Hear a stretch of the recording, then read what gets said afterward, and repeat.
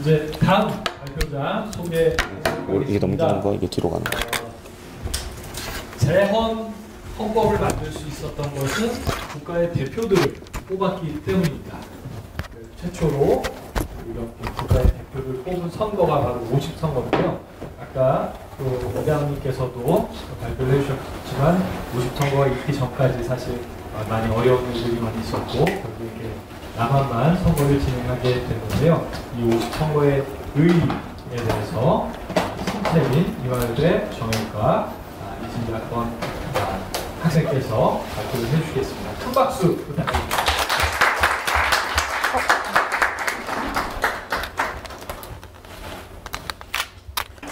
안녕하세요. 저는 이화여대 정치외교학과에 재학 중인 신채린이라고 합니다. 네. 50선거는 이번에 저는 50선거에 대한 오해와 진실 그리고 그 가치라는 제목으로 발표를 하게 됐습니다. 50선거는 우리나라에서 이루어진 첫 선거였고 그만큼 우리나라에 가치 있는 역사입니다. 그런데 그 사실을 아는 사람들이 우리나라에는 많지 않은 것 같습니다. 그게 얼마나 가치 있는지를 알려면 저는 50선거에 대해 잘못 알려진 사실을 먼저 바로잡아야 한다고 생각했습니다. 그래서 먼저 50선거에 대한 오해와 진실에 대해 이야기해 보도록 하겠습니다. 저는 50선거가 가진 누명이 여러 개가 있다고 알고 있는데요. 그중 크게 두 가지로 추려봤습니다. 첫 번째 오해는 50선거가 민중이 참여하지 않은 반민주적인 선거였다는 것이고요.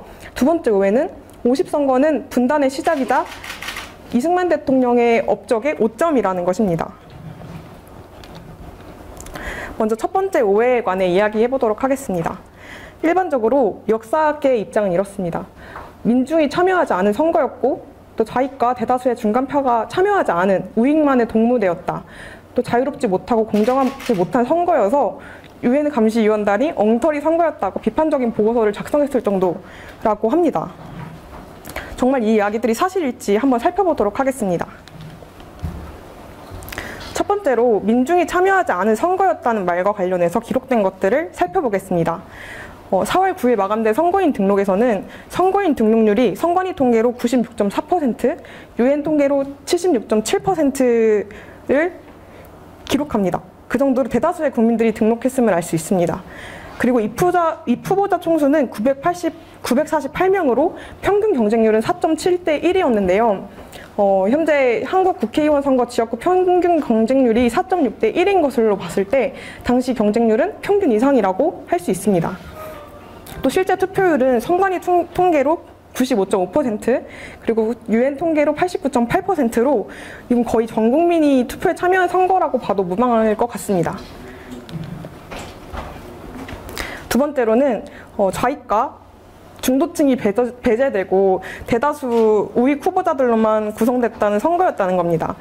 관련된 기록을 살펴보면 이 후보자들의 소속 정당과 단체는 48개로 좌익과 우익이 모두 참여했으며 무소속 출마자도 417명이나 됐는데요.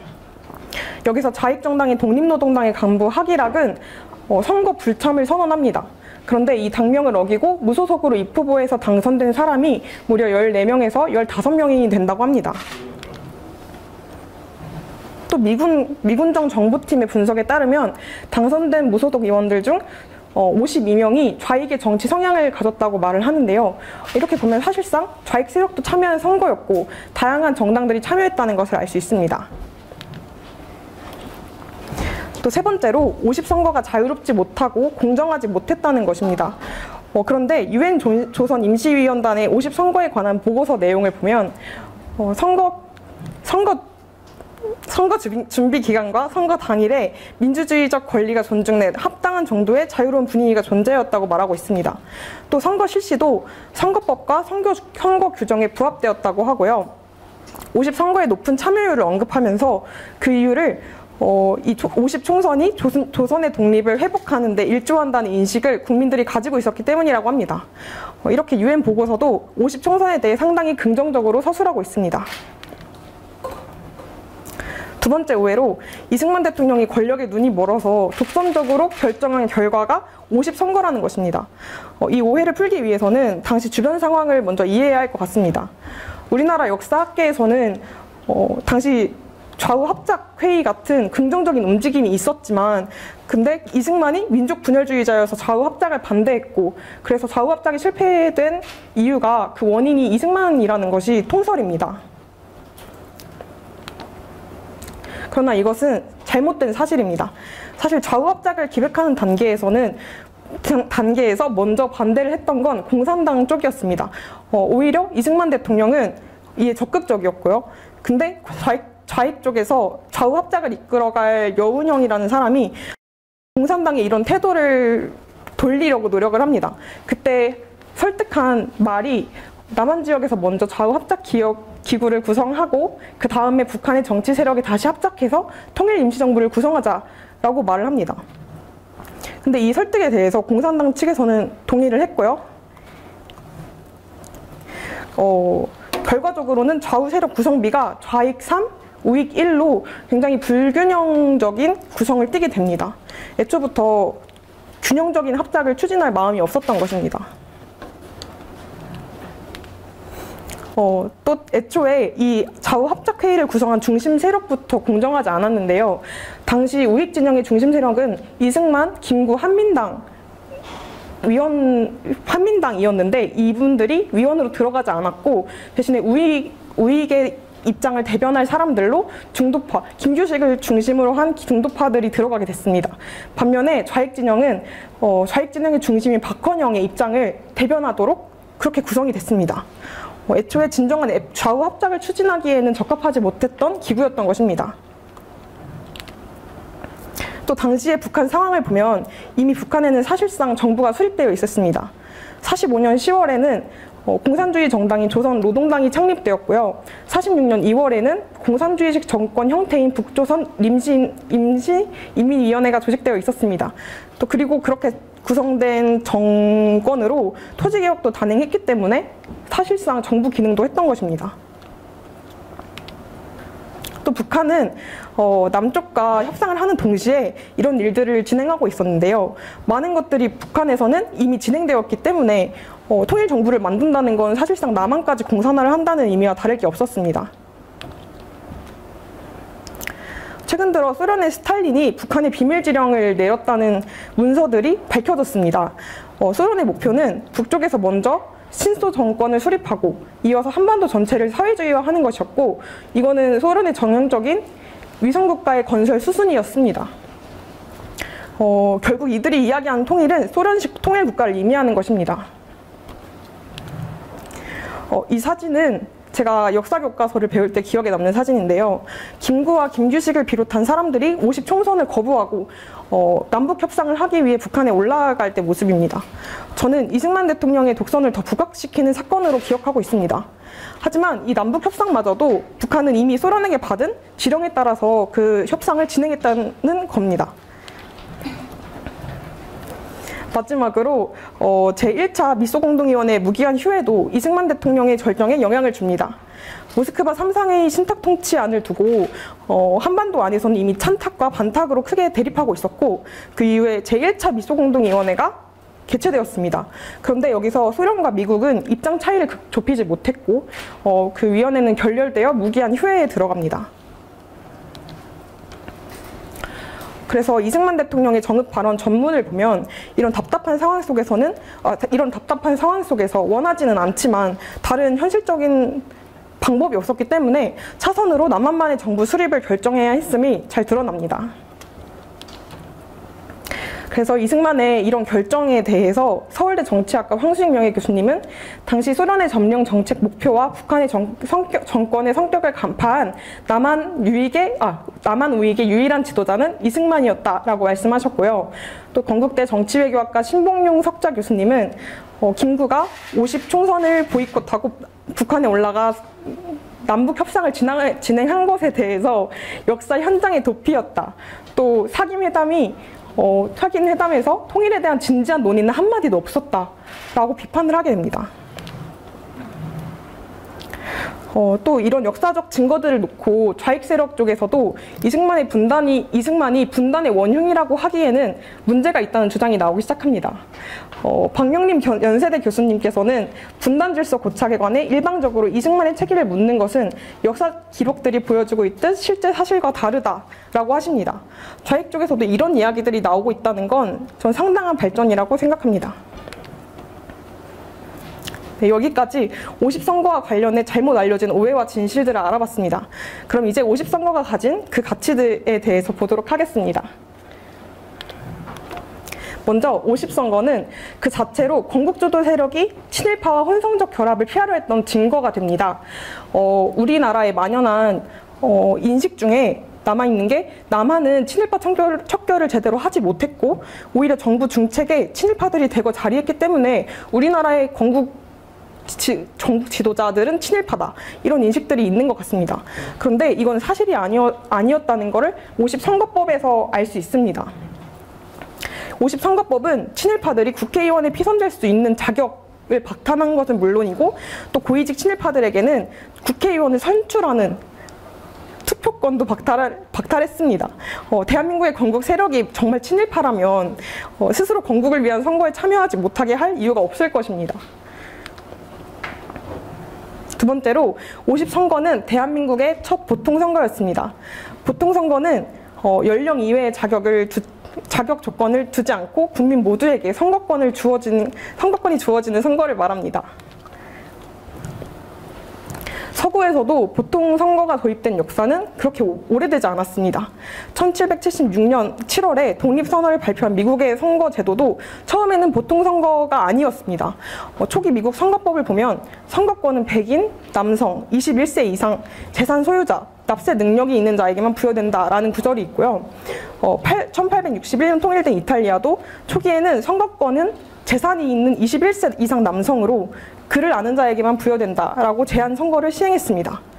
보통선거의 실시가 영국이나 독일 같은 나라에서는 제1차 세계대전 종전을 전후로 해서 이루어졌고 프랑스나 이탈리아, 일본 같은 나라에서는 세계 2차 대전 이후에야 이루어졌습니다. 선진국들도 보통선거까지 가는데 시간이 되게 많이 걸렸는데 우리나라는 한 번에 건국을 하자마자 보통선거를 시행했다는 점에서 그 의미가 아주 큽니다. 보통선거는 당연히 성별에도 관계없이 참정권을 보장하는데요. 다른 나라들에서는 이 여성의 참정권을 보장하기 위해 여성들이 싸워온 역사가 상당히 오래되었습니다. 여기 오른쪽 사진에서 보시는 것처럼 여성 참정권을 얻기 위해 영국의 에밀리 데이비스라는 여자는 달리는 경주마에 몸을 던졌고 그래서 사망하는 사건까지 발생합니다. 심지어 흑인 참정권보다 더 늦게 보장된 것이 여성의 참정권입니다. 우리나라는 유교 문화가 뿌리 깊게 자리 잡고 있어서 여성의 인권이나 권리에 대해서 굉장히 무지했고 여성들의 아픈 역사가 아주 깊은 나라입니다. 그런데 그런 나라에서 한 번에 보통선거를 통해 여성의 참정권을 인정했다는 것은 선진국의 입장에서 봐도 굉장히 혁신적이었습니다. 또 오랜 기간 신분제 속에서 살았던 우리 민족은 태어나면서부터 가진 신분에 맞춰서 살아야만 했습니다. 주체성을 가지기에는 굉장히 어려운 시대 속에 살았던 백성에서 자신보다 높은 신분에 종속되어서 명령에만 따르는 역사를 뒤로하고 자신의 입장을 대변할 대표자를 뽑는 시민이 된 것입니다. 그래서 다른 나라에서는 아주 오랫동안 쌓아온 선거권을 우리나라에서는 한 번에 가져왔기 때문에 민주주의의 운영이나 선거의 운영같이 부분 메워야 할 구멍들이 분명히 있었을 것이고 어쩌면 그건 당연한 일이라고 생각합니다. 하지만 그렇다고 50선거가 가지고 있는 혁명적인 이익 전체를 부정하는 것은 옳지 않습니다. 또 50선거를 거짓으로 얼룩지게 함으로써 우리의 건국 정당성을 부정하는 것도 옳지 않습니다. 50선거는 많은 면에서 우리가 자랑할 만한 역사입니다. 우리는 그 가치들을 분명히 인식하고 또 잘못 알려진 사실들이 있다면 그것들을 바로잡아 더욱 알리려는 태도가 필요할 것 같습니다. 네, 이상으로 발표를 마치겠습니다.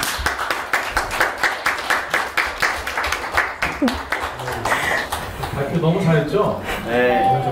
저도 놀라운 게 사실 일주일도 안 되는 시간에 준비를 한 거라서 너무 감사합니다. 다시 한번 큰 박수.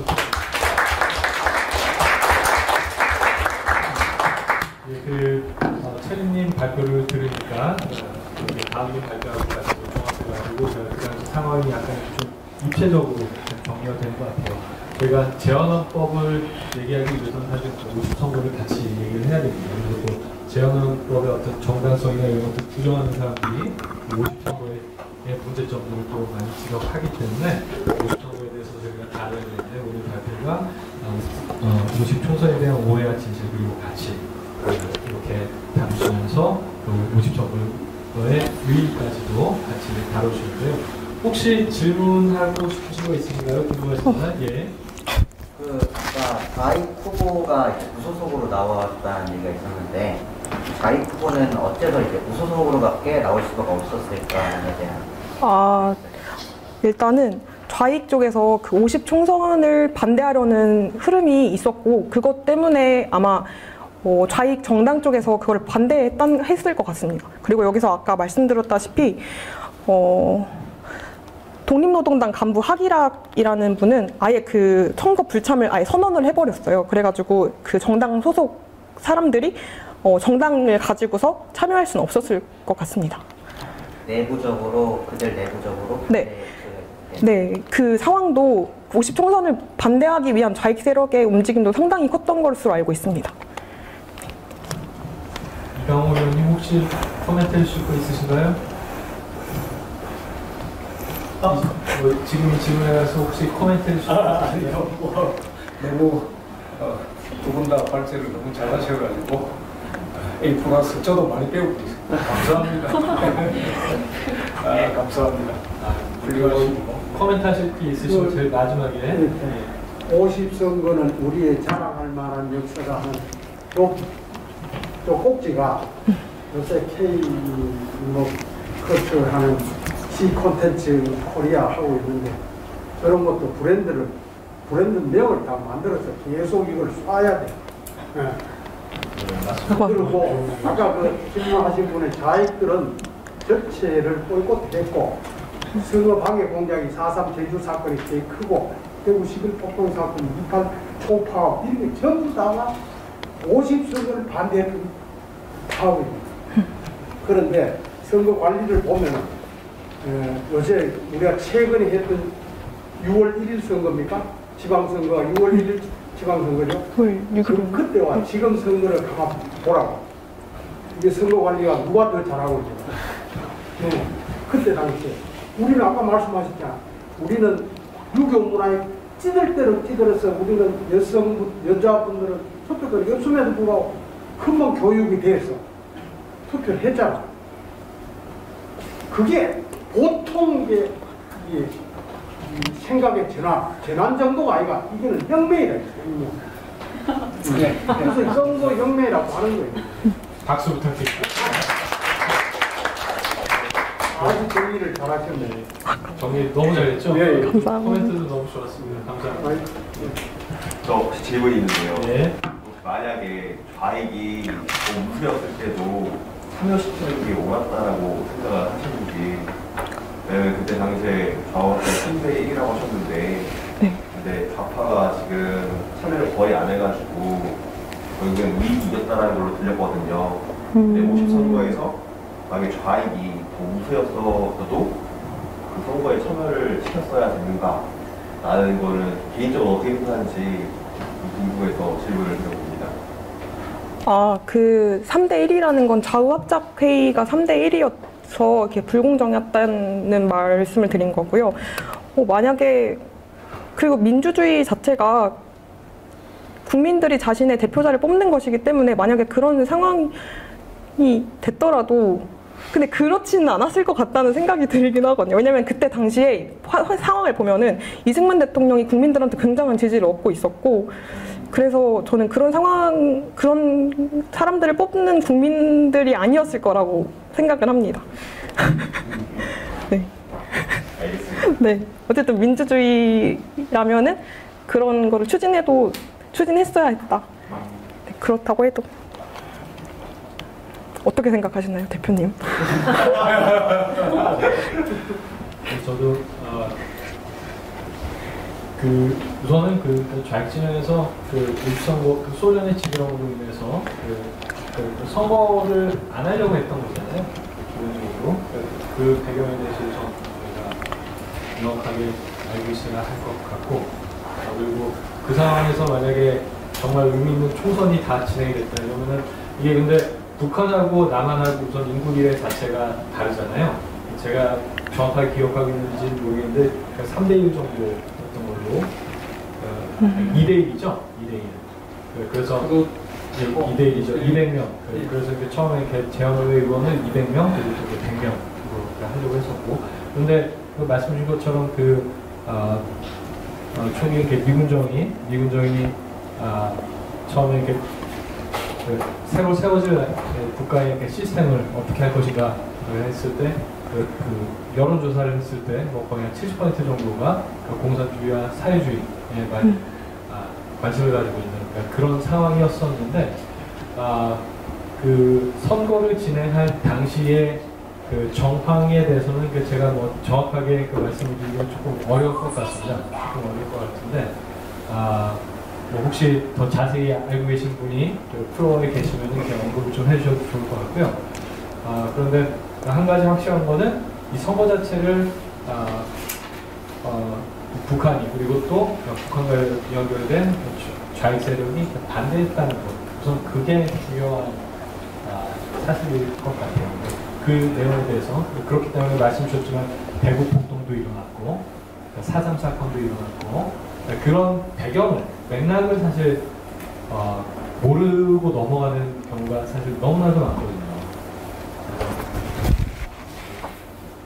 그리고 또 아까 전에 말씀하셨지만 역사 학회가 왜 그럴까요? 대한민국의 역사 학회가 왜 이럴까요? 저는 이게 역사 무기화 전략이라는 게 있습니다.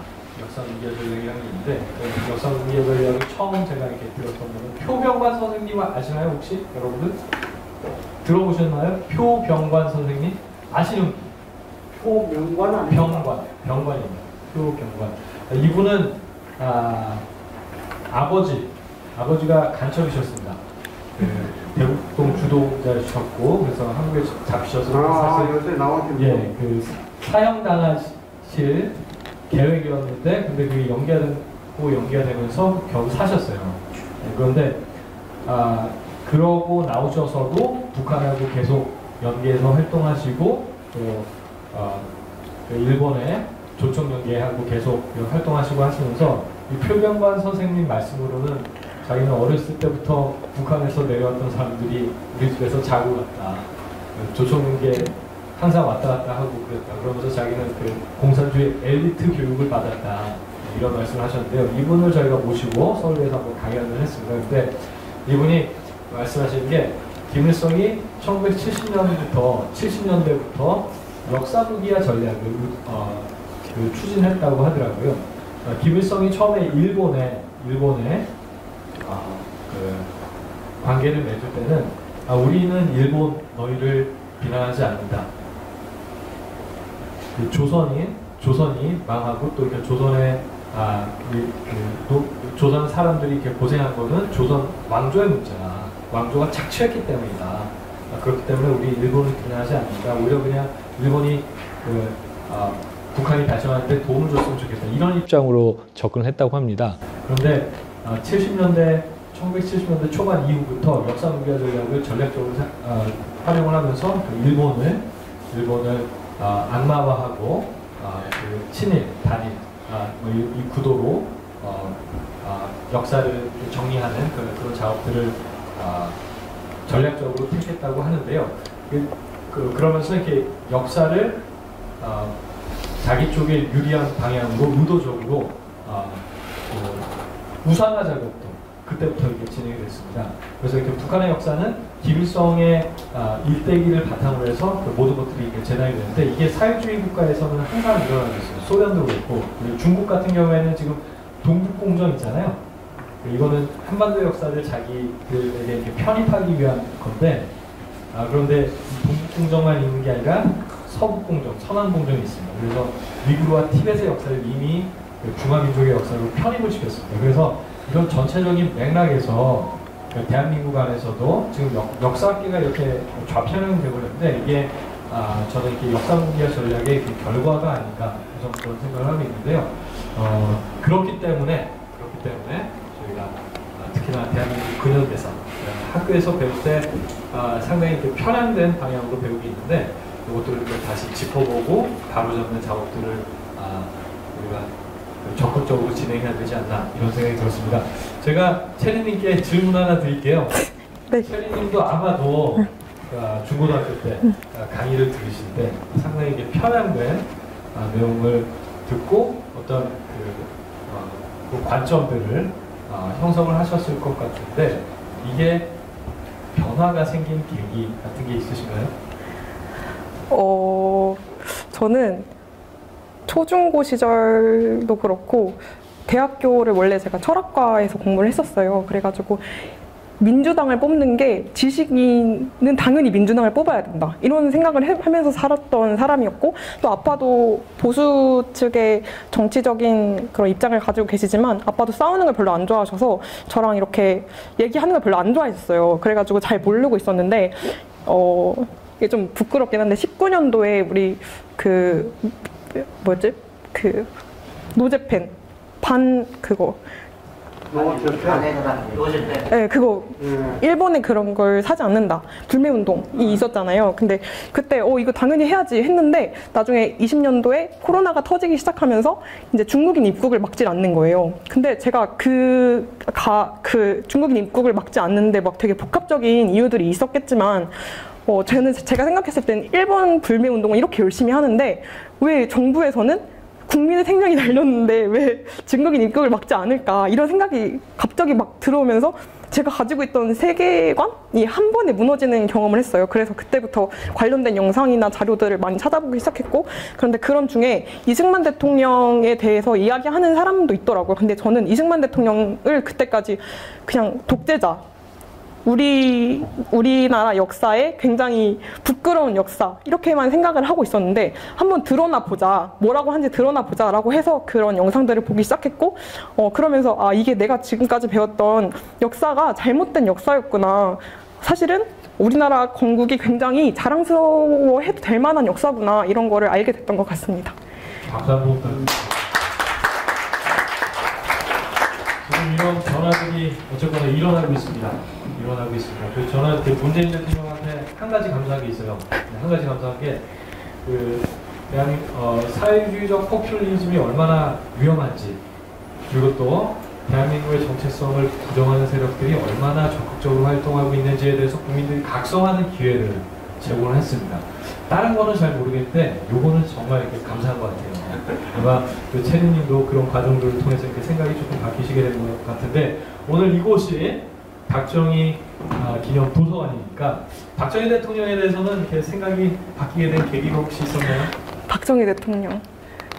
박정희 대통령에 대해서도 그런 관련 역사들을 다시 배우기 시작하면서 생각이 많이 바뀌었고 그리고 우리 어머니 아버지가 박정희 대통령을 정말 좋아하셔가지고 저희 엄마는요 박정희 대통령 얘기를 하시면서 우시는 분이세요. 그래가지고 그렇게 얘기를 하면서 많이 인식이 바뀐 것 같습니다. 부모님들께서 정말 좋아하셨겠네요. 이렇게 체리님과 이렇게 생각이 바뀌는 과정. 네. 저희 지금 대한민국의 기회입니다. 네. 발표 너무 잘했죠? 네. 큰 박수 부탁드립니다.